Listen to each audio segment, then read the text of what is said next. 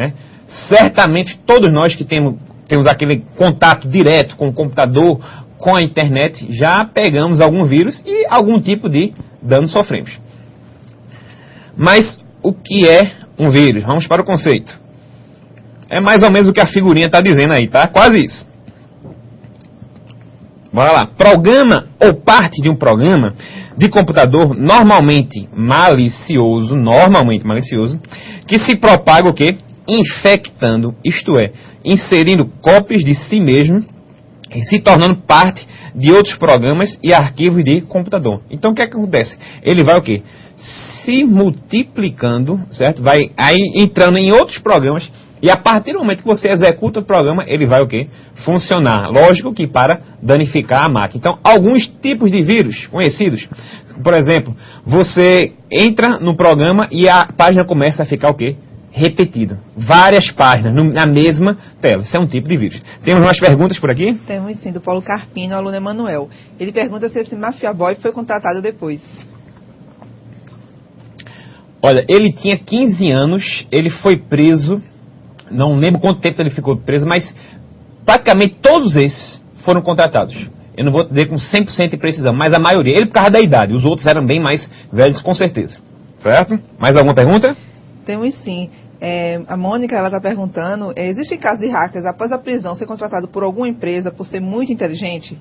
Sim, existe. No Brasil, esses casos normalmente não são tão divulgados, certo? Mas nos Estados Unidos, sim. Mas é possível, sim. É possível. Mais alguma? Não, temos mais dúvidas. Vamos lá. Dando sequência. Famoso cavalo de Troia, né? Vocês com certeza já escutaram e certamente devem ter algum no computador de vocês, tá? Passem um antivírus. Programa normalmente recebido como um presente, né? O famoso presente de grego, né? Uma alusão a Troia, a guerra entre gregos e troianos.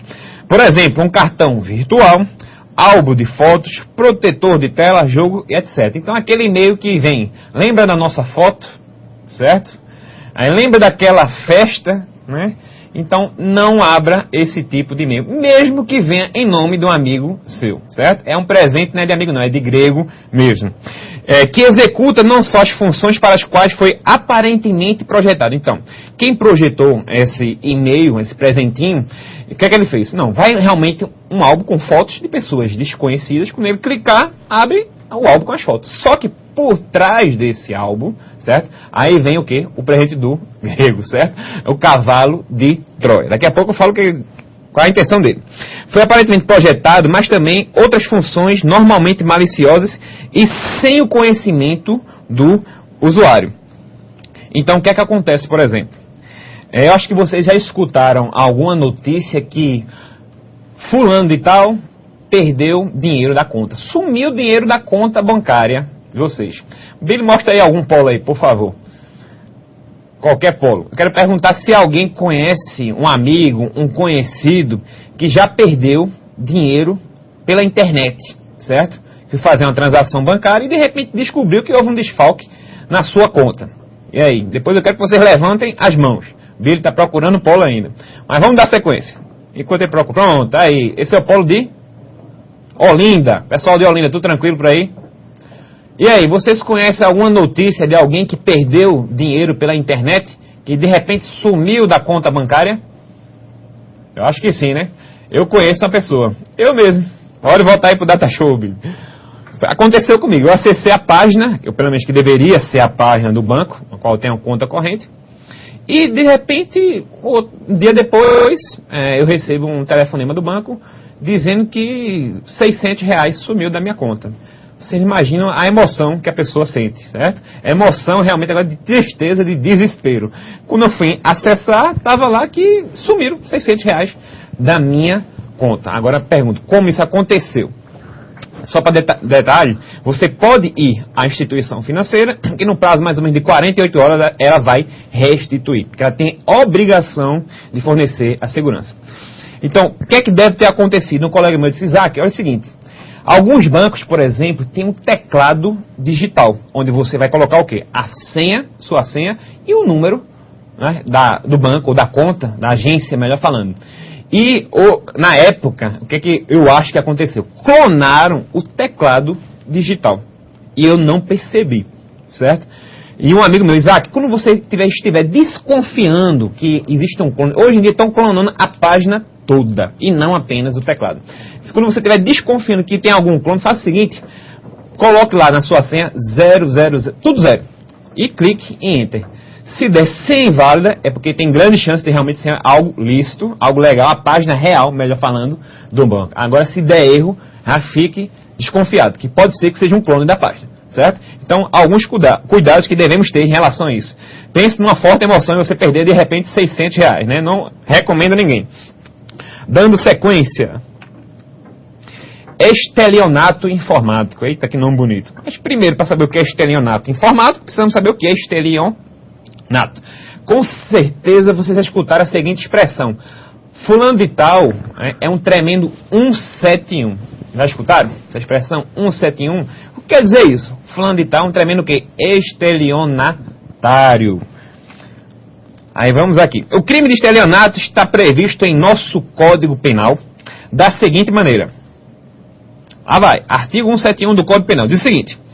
Obter para si ou para outrem vantagem ilícita em prejuízo alheio, induzindo ou mantendo alguém em erro, mediante artifício ardil ou qualquer outro meio fraudulento. Pena, reclusão de 1 a 5 anos e multa. Então, um exemplo bem clássico que vocês conhecem, obviamente não por prática própria, certo? É o famoso cheque sem fundo. Né? Quando eu passo o famoso cheque sem fundo, eu estou induzindo aquela pessoa que está recebendo o cheque que o quê? Existe o quê? Dinheiro em minha conta bancária. Então eu estou induzindo a pessoa a cometer um erro. Então esse é o crime de estelionato. O cheque sem fundo é um dos mais famosos. Dando sequência. E como é que nós podemos aplicar o estelionato ao mundo virtual?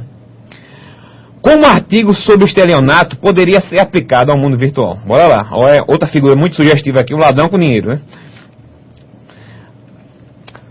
A questão que eu falei para vocês em relação, por exemplo, ao desvio de dinheiro em contas bancárias. Então, aquilo ali é um tipo de estelionato. Porque, por exemplo, como é que o cavalo de Troia surgiu em meu computador?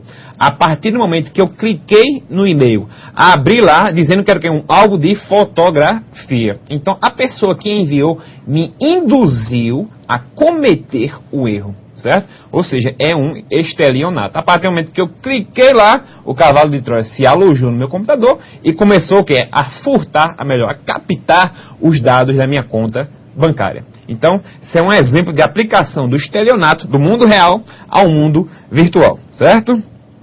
Algumas notícias que eu trouxe aqui para vocês. Polícia Federal prende quadrilha acusada de aplicar golpes na internet.